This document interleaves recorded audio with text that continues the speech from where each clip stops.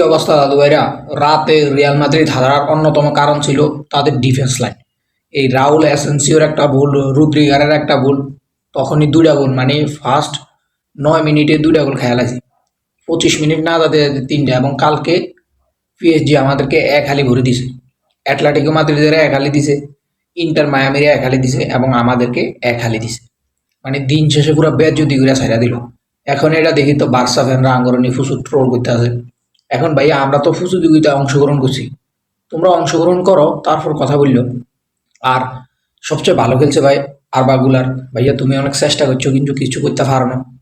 তারপরে শেষে মদ্রিস নামে অনেক চেষ্টা করছে, কিন্তু ভাইয়া ভিনিসিয়াস, মানে তোমার যে বল কাল গত রাতে বল ছাওয়ার যে ব্যাপারটা এবং যে ফিনিশিংটা তুমি করো, কালকে তো তুমি কিছুই করতে পারলে না। তারপরে কার কথা বলতাম, কোর্তোয়া যদি আরো কিছু সেভ না দিত তাহলে আমরা কালকে গোল খাইতাম 8টা। আর মদ্রিস নেমেও ভালো খেলছে শেষ দিয়া। তারপর আমাদের ডিফেন্ডার আলেকজান্ডারও ছিল না, এই এক সমস্যা। তারপরে স্পেনের ডিফেন্ডার, ওটার নাম আমার মনে নাই, ওইটা তো লাল কার্ড খায় বাদ হয়ে গেছে।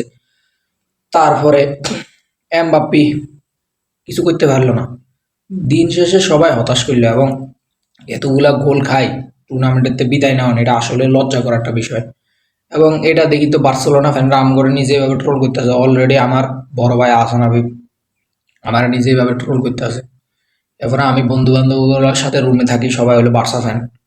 মানে আমার যে কি অবস্থা হইতে আছে গত রাতের পর থেকে।